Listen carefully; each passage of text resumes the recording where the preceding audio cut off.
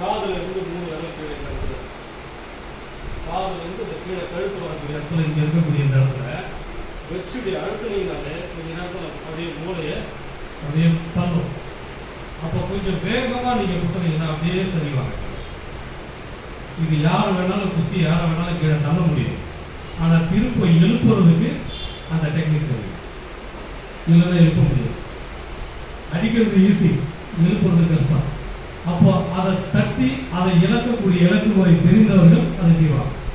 இப்போ நான் வந்து கற்றுக்கிட்ட காலத்தில் அடிமுறை தான் என்னுடைய முதல் பயிற்சி. அடிமுறை தான். எங்கே அடித்தா எங்கே லாக் பண்ணணும் அப்படின்னு போர் முறை தான். இப்போ சிலம்பக்கலை அப்படின்னு நீங்கள் எடுத்துக்கிட்டீங்கன்னா முதல்ல தற்காப்பு தான். நம்ம உடம்பை நம்மளே சுற்றணும், உடம்பை ஒட்டியே சுற்றணும். அடுத்த அடி யாரும் தட்டினாலும் நம்ம மேலே படக்கூடாது. இப்படி அதில் பல நிலை இருக்கு. அதில் நாகம் 16, பீச்சு, குத்து, இப்படி பல முறைகள் இருக்கு. அந்த முறைகளில் கூட பார்த்தீங்கன்னா போர் முறைக்கு பயன்படுத்தின முறைகள் நிறைய இருக்கு. இப்போ சிலம்பத்தில் அலங்கார விளையாட்டுன்னு ஒன்று இருக்கும். நீங்கள் கோயில் திருவிழாலாம் பார்த்தீங்கன்னா அலங்காரமாக இதே சுற்றிக்கிட்டே போவோம், சுற்றிக்கிட்டே போவோம். இந்த சுத்து முறையில் வந்து அடிக்க முடியாது. இது அலங்கார முறை. அடிமுறை வேறு, அலங்கார முறை வேறு. இந்த அலங்கார முறை பார்க்கறதுக்கு கவர்ச்சியாக இருக்கும், அடிமுறை அடித்தா பயமாக இருக்கும். அப்போ இந்த அடிமுறை தான் போருக்கு பயன்படுத்துகிற முறை. அப்போ இப்போதான் நமக்கு நகரமாயிடுச்சு. ஒரு காலத்தில் காடெல்லாம் இருந்த காலத்தில் வாழ்ந்த மக்கள் எப்பவுமே கையில் ஒரு ஸ்டிக் வச்சுருப்போம். பாம்பு வரலாம், இல்லை ஒரு கொடூரமான ஒரு விலங்கு வரலாம், தாக்கலாம். அப்போ ஒரே அடியில் அதை சாய்க்கணும். இப்போ கூட மாடு வெட்டுறவங்கலாம் பார்த்தீங்கன்னாக்கா ஒரு அடியில் மாடை காமிக்கணும். அப்போ எங்கே அடிப்போம் அப்படின்னா நெத்தி போட்டில் அடிப்போம். நெத்தி போட்டில் ஓங்கி ஒரே அடி உயிர் போயிடும். அப்போனா நமக்கு என்ன தெரியுது? உயிர் அடி இருக்கு.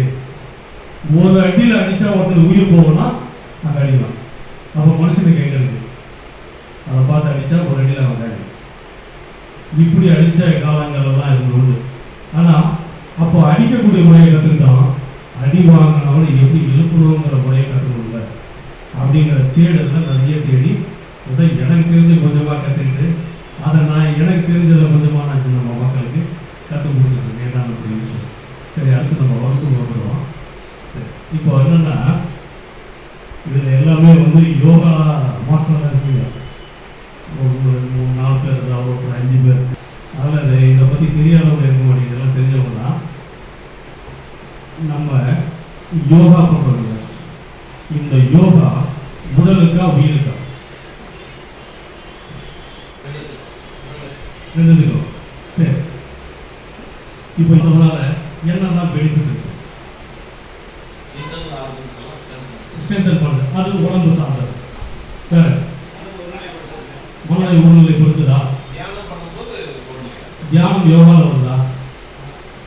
ஓகேயா? வருதா?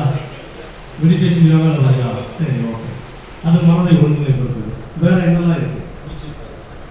மூச்சு பயிற்சினால என்ன சார் பெனிஃபிட்? ஆக்சிடென்ட்